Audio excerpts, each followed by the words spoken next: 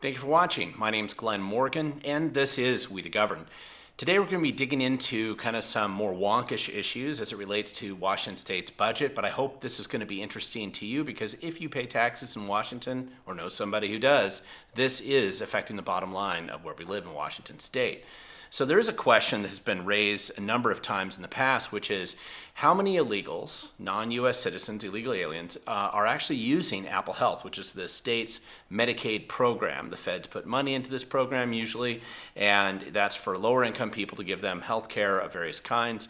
Used to be kind of a safety net. Now it's kind of a broad effort to get as many people into the state health care program that you can. And the question is how many people, despite the federal law being illegal to use money for this purposes, at least the feds, how many people are actually on taking that program right now? It's a good question. We're going to dive right into that here. Before we do, though, I just want to do a quick reminder to you. If you haven't hit the like and subscribe button down below, please feel free to do so now. Share this video with as many of your friends as you think might be interested in stories like this. And if it helps them get red-pilled and waking up to what's actually going on around them, all the better. So let's get into the story here again, the primary question, which is how many non-U.S. citizens, illegals, who are actually using Apple Healthcare, which is the Medicaid program that we have in Washington State. Many people have wondered, and I don't believe we can actually get a true number on this, but I will tell you what we can find out. Remember, just a little while ago, I did a story about the Pew Research Center here. They had basically an analysis that believed that at a minimum, somewhere between 250 and 500,000 illegal aliens do live in Washington State right now. I realize many people say it's higher, and it could very well be higher, but that's what their estimate gives as kind of a baseline estimate of how many are living in Washington State. Now, I realize if you've heard any of your left-leaning friends out there, they just say, well, who cares? After all, and this is the common attitude that I find, especially among elitists on the left side of the political spectrum here, is that, hey, we need somebody to pick apples and mow my lawn, right? In fact, a couple years ago, when, it's amazing how this attitude actually comes over because it's quite insulting to people who do immigrate here, and the automatic presumption that most of the Democrat leadership has is that they're going to take menial level, minimum wage, kind of crop picking lettuce, something. And the left-leaning people, because of their kind of elitist attitude, they want that cheap labor.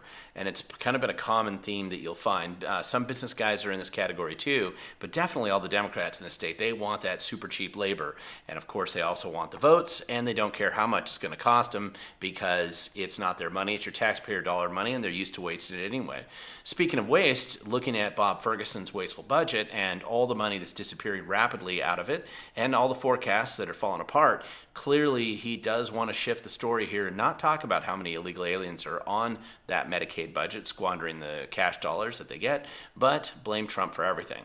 And of course, that just leads us into the fact that not every elected official is like the Democrats. There are plenty of Republicans who are elected to the state House and the state Senate that actually care and are trying to get to the bottom of the budget cycle. Now, one thing that came up recently in a public records request, and this included some emails, and one email in particular from Michelle Caldeer, who is a Republican in the 26th legislative district that's out in the Gig Harbor Peninsula side of the state, on Puget Sound there, and she had sent an email here dated March 26, 2025, and she was asking the very same question. Hey, how many, in her email, she said undocumented, how many undocumented people are actually on the Medicaid program? It's a great question.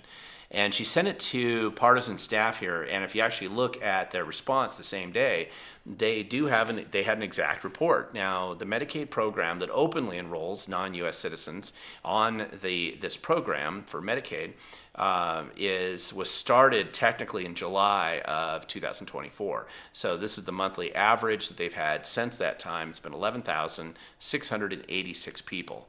I will point out that right after the November election, it does look like the numbers dropped a bit, almost 1,000 on average across the state.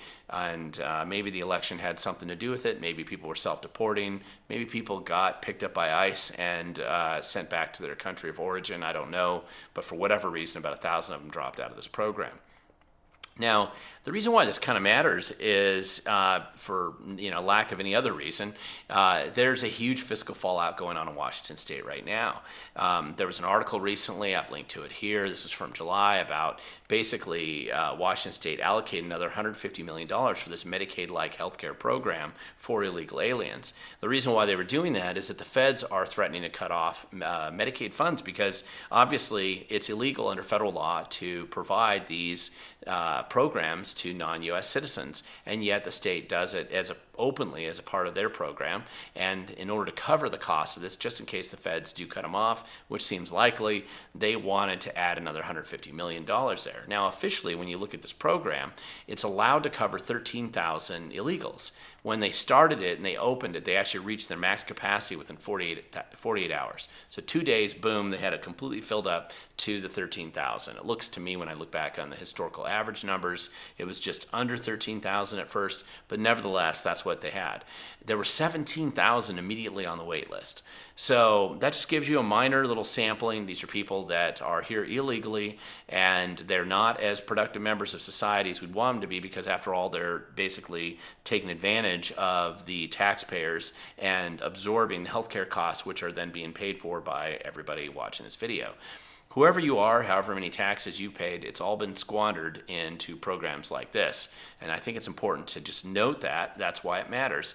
Nobody's really tracking the unofficial numbers, the quote-unquote unofficial numbers of illegals who are also getting these same benefits. Maybe they're using fake Social Security numbers, false ID, they've had forged documents. Nobody's tracking that, of course. They might be looking the other way, but they're certainly not officially tracking it. Now, also, you have to presume that most people understand that if you're on the Medicaid program, you're probably in the SNAP, which is like the food stamp program as well, and that is all federal, and those are generally obtained by most of these Medicaid beneficiaries. So I just think that's a good little outline to know. Obviously, Ferguson doesn't want to talk about this. He really wants to obsess about making it about him versus Trump, as do most Democrats in senior positions of political power in Washington State. Because right now, anybody who bothers to just look, if you haven't had too much Common Core in high school, and if you haven't had the misfortune of being one of the majority of people graduating from Washington State's public schools who can't do math or read, you're probably paying attention to some of this stuff, and you realize Washington State's in a serious fiscal disaster. Now, just because you may have graduated from high school, I don't mean to put you on the spot. I understand it's not your fault that you can't read or do math, but our legislators probably can't either, judging from the behavior that they're doing in Olympia, and the Democrats are putting this on full display. And right now, they're surprised that they're $1 billion short from just a budget from just a few months ago.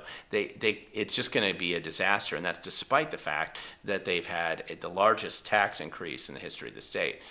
Fiasco and incompetence with this crew, the Silent J and Bob program in our governor's office has clearly, with Jay Inslee and Bob Ferguson, has been a disaster for the people of Washington State for the last 12 years, and it hasn't gotten any better now that Ferguson's there. Ferguson will pretend that he thinks he can stop the flood. He's going to blame Trump for everything, of course, but that doesn't actually bring in more money to Washington State's coffers, and the tax receipts are about maxed out. And so the return is just going to get less if he tries to raise more taxes, and he is going to have to be forced to go back and actually look at the incompetence, fraud, waste, and abuse that's endemic and systematic all throughout Washington State's budgeting process. Of course, in the end, the one thing to remember is that government greed is completely insatiable, and there's no human greed greater than the greed of government, and the Democrats of Washington State prove that on a regular basis. Now, listen, Bob Ferguson's quite proud of the fact that he's delivered this awesome budget to us. It's bloated, it's wasteful, and it's underwater already. So we are paying platinum prices for garbage government, and we at least know who's giving it to us. So this is one of the important things, one of the reasons why I'd encourage you to get more involved in the Doge Washington training. We are going to have to find places to cut the budget in Washington State, and it's important to start digging into those budget numbers everywhere you look right now with every agency and every department, because when the cuts come, it's very helpful if we can already pre-identify where these cuts need to come from in advance. So it is one of the reasons why we're trying to train hundreds and soon thousands of people in the state to be able to go through some of these financial documents, crowdsource everything, and get to the point where we can start to identify the seriously wasteful stuff rather than being, dumb taxes or abusive policies. It'd be nice to be able to start putting together better lists and saying, listen, this is who we need to cut, or the departments we need to cut, or the costs that we should be reducing. But in the end, if you want to make a difference and you want to dig in and start to find out what's happening, you have to be willing to show up. It's not going to change just because you sit at home and yell at the TV, and it's not going to change if you're in pre-surrender mode and you're trying to run away. This is going to follow you wherever you go. Many of the dumb, bad ideas in Washington State have spread to many other red states in the area, sometimes under different names, under different guises, or we're shipping our bureaucrats over there to do the same thing, and they just seem asleep at the switch and not aware of it. That's why you got to defeat bad corruption here first. It's a beautiful state. You don't want to surrender it to the worst people we can find and put them in government.